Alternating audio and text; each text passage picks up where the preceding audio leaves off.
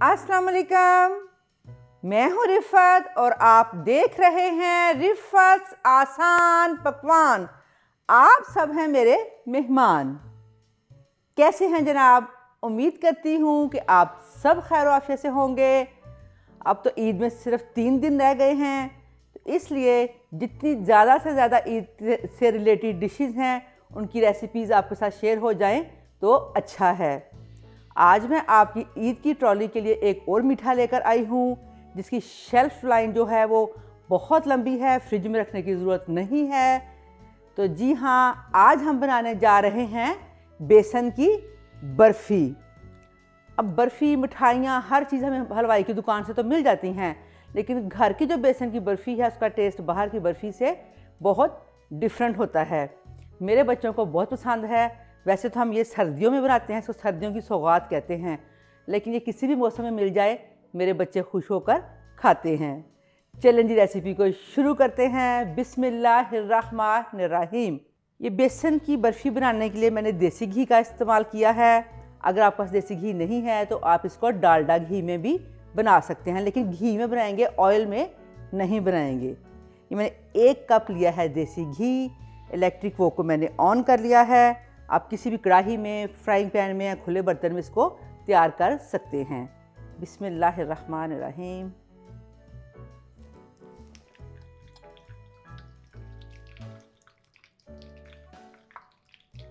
अब ये मेरे पास है 2 कप बेसन।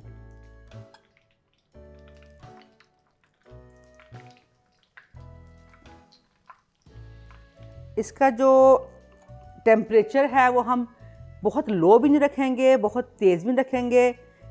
मीडियम हाई नहीं कहूँगी, मीडियम लो पे हम इसको फ्राई करेंगे और तेज़ तेज़ चम्मच चलाएंगे ताकि इसकी गुठली ना बने। वैसे तो बेसन जो है, इसको खाली बेसन के साथ भी इसकी टुकड़ी बड़ी अच्छी बनती है, लेकिन अगर हम थोड़ा सा इसमें मैदा या सूजी का जो इसमें ऐड कर लें इसके अंदर, तो उससे क्या होता है कि इसकी जो शेप जब हम काटते हैं बहुत अच्छी करती है। टेस्ट में तो कोई बहुत फ़र्क नहीं पड़ता, लेकिन कटिंग इसकी बहुत इजी हो जाती है, यानी इसकी बाइंडिंग अच्छी हो जाती है। तो फिर मैंने क्या किया, मैंने 1/4 कप सूजी ली और मैं सूजी को बेसन में डाल रही हूँ। या आपने बारीक सूजी लेनी है, मोटी नहीं लेनी है। अगर आपके पास सूजी नहीं है तो आप इसकी जगह मैदा भी डाल सकते हैं।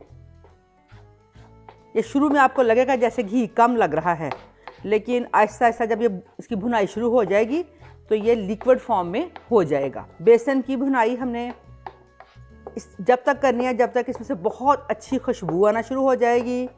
बस इस चीज़ का ख्याल रखना कि जले नहीं और इसमें कच्चापन नहीं रहे। अगर ये कच्ची रह गई तो सारा टेस्ट ख़राब हो जाएगा। ये आप देख सकते हैं कि अब ये कितनी लिक्विडी फॉर्म में हो गया है। जब मैंने शुरू में बेसन डाला था तो एकदम सख्त लग रहा था, लेकिन आपने और घी नहीं डालना। उसी को जब हम पकाएंगे पकाते पकाते ये जो है वो घी उसमें पूरा हो जाता है। अभी क्या हुआ है कि मुझे 7 मिनट लगे हैं। मैंने मीडियम फ्लेम पे इसको भूनना है। आपने इसको छोड़ के कहीं नहीं जाना, सर पे खड़े होकर भूनना है। अच्छा, अभी बहुत अच्छी खुशबू आना शुरू हो गई है। अब इस पॉइंट पर मैं इसमें डाल रही हूँ 1/4 टीस्पून इलायची का पाउडर।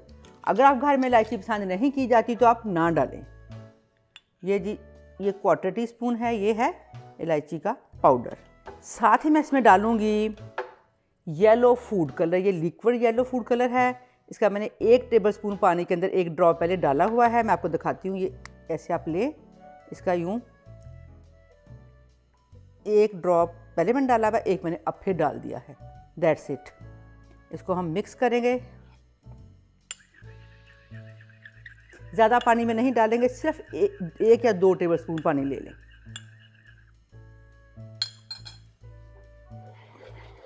बिस्मिल्लाह। ये ज़रूरी नहीं है, आप चाहें तो डालें, चाहे तो ना डालें। जी, अब मैं क्या करूँगी, कढ़ाई का जो फ्लेम है वो बंद कर दूँगी। थोड़ा सा बेसन को ऐसे चम्मच हिलाते हुए ठंडा करूँगी। ये साइडों में बेसन लग जाता है, इसको आप कोई भी स्पैचुला ले लें, उसके साथ साथ वाइप करते रहें, ताकि अगर जो पतली जो इसकी लेयर साइड पर लगती है आती है वो फिर जलना शुरू हो जाती है। अब इसके दो तरीके हैं। एक तो हम इस बेसन की जब चीनी इसमें डालते हैं उसको शीरा तैयार करते हैं। उसका शीरा हम पानी या दूध से तैयार करते हैं तो उसकी भी शेल्फ जो लाइफ है वो कम हो जाती है। किसी भी डिश में हम पानी का इस्तेमाल नहीं करते वो बहुत देर तक ख़राब नहीं होती। इसलिए मैंने क्या किया, चीनी को पीस लिया। मीठों में चीनी का जो है मकदार वो ज़रा उठती भी हो तो मीठा ज़्यादा अच्छा लगता है, स्पेशल जो मिठाइयाँ होती हैं। इसीलिए वैसे तो अगर 2 कप बेसन में हम 1 कप चीनी डालें तो वो परफेक्ट है, लेकिन थोड़ा सा हमें मेरी फैमिली में उठता हुआ मीठा पसंद है तो मैंने क्या किया, 1.25 कप चीनी ली, उसको बारीक पीस लिया। अव्वल तो आपको बाज़ार से पिसी हुई पाउडर फॉर्म में मिल जाएगी, अगर नहीं मिलती तो आप इसको पीस लें। अब मैं डाल रही हूँ पिसी हुई चीनी। बिस्मिल्लाहिर्रहमानिर्रहीम।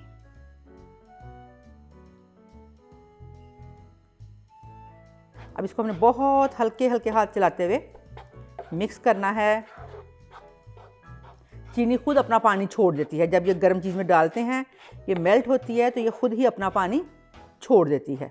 इसकी चूँकि हमने टुकड़ी काटनी है तो हम इसके अंदर वो नहीं डाल रहे, नट्स नहीं डाल रहे।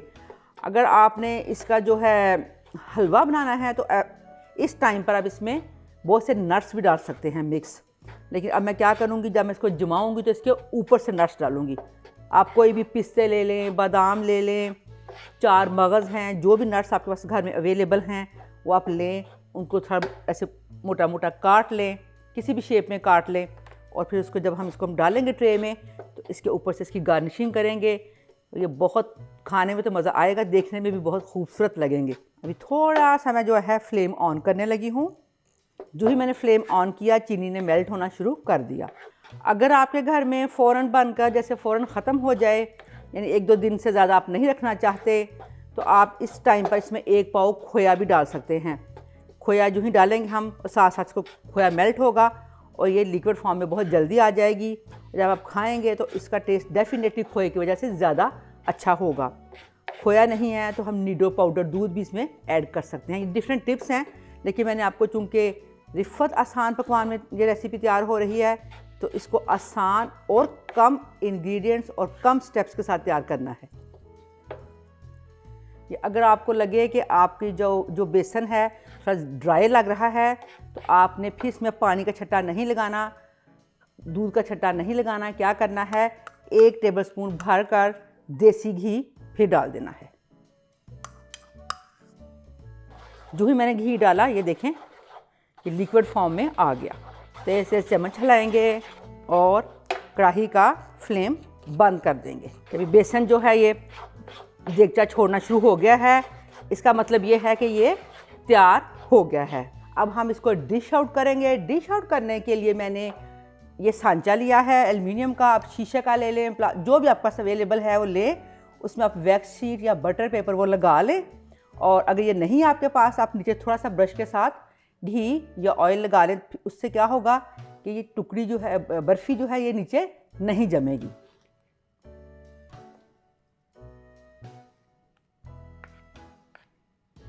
अब मैं इसमें इसको फैला दूंगी। ये देखें, हमने बहुत ठंडा होने का इंतज़ार नहीं करना, बस इसको फ़ौरन हम निकालेंगे और ऐसे अपनी ट्रे में फैला देंगे। हल्के हल्के हाथ से यूं दबाते हुए मैं इसको फैलाऊंगी। ऐसे हल्का हल्का टैप टैप करते हुए आपने इसको फैला देना है। ये फैल गया। अब ये कटे हुए नट्स हैं ये मैं डालूंगी इसके ऊपर से। ये हैं बादाम और पिस्ते। बिस्मिल्लाहिर्रहमानिर्रहीम। अभी आप अपना चम्मच या स्पैचुला कोई चीज़ भी ले लें, उसके साथ हल्का हल्का इनको ऐसे टैप कर दें ताकि ये अंदर इसके जो है उतरे नहीं, कटिंग के दौरान अंदर जो है फंस जाए, दब जाएं। अब इसे कटिंग से अगर तो आपके पास टाइम है तो इससे आप रूम टेम्परेचर पर रखने दें, लेकिन चूंकि आजकल बाहर गर्मी ज़्यादा है तो आप इसको फ्रिज में 2 से 3 घंटे के लिए रख दें।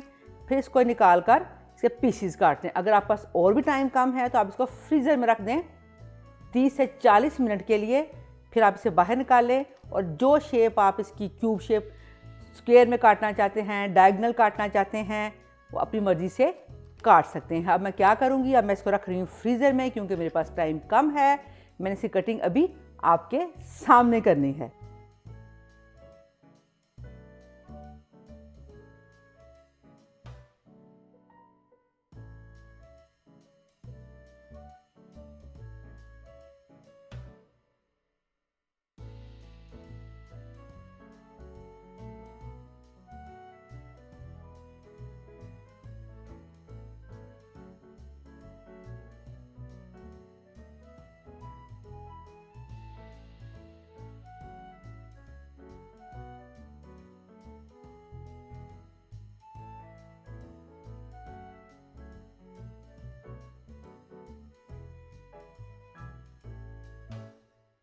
बेसन की बर्फ़ी तैयार हो चुकी है। मैंने आपको बताया था कि इसको आपने फ्रीज़र में मिनिमम आधे घंटे के लिए रखना है, लेकिन नहीं, मैंने इसको 15 मिनट बाद चेक किया तो इट वाज रेडी। यानी ज़्यादा सख्त हो जाएगी तो कटिंग में शेपलेस हो जाएगी। आपने चेक करना है, 15 मिनट में तैयार हो गई, बाहर निकालें, उसको अपनी मर्ज़ी की शेप्स में काटें। मैंने इसको स्क्वायर शेप में काटा है। मैं आपको खा के दिखा सकती हूँ कि इसका जो टेस्ट है वो कैसा है। बिस्मिल्लाहिर्रहमानिर्रहीम। हर चीज़ परफेक्ट है। आपने ये बेसन की बर्फ़ी ज़रूर तैयार करनी है इस ईद पर, और फिर आप जब खाएंगे तो आप मुझे ज़रूर याद करेंगे। पिक्चर के साथ इंस्टाग्राम पे मेरे साथ शेयर करना मत भूलिएगा। मेरी रेसिपीज़ को अपनी फ्रेंड्स और फैमिली के साथ शेयर करते रहें। मैं इंशाल्लाह ताला आती रहूँगी मज़ीद और मज़ेदार मीठी, नमकीन, खट्टी एपिटाइज़र्स और मेन कोर्स लेकर मुख्तलिफ़ कंट्रीज़ के, ना सिर्फ पाकिस्तान के। मैं आपके साथ अपनी सीरीज़ में या नेक्स्ट ईद के बाद भी आने वाले दिनों में अपनी बहुत अच्छी अच्छी रेसिपीज़ शेयर करने वाली हूँ। मुझे आपकी हौसला अफजाई की बहुत ज़रूरत है। उम्मीद करती हूँ कि आप मेरी रेसिपीज़ को लाइक करेंगे और मेरे चैनल को सब्सक्राइब करेंगे। चलती हूँ, दुआओं में याद रखिएगा। अल्लाह हाफिज़, फ़ी अमान अल्लाह।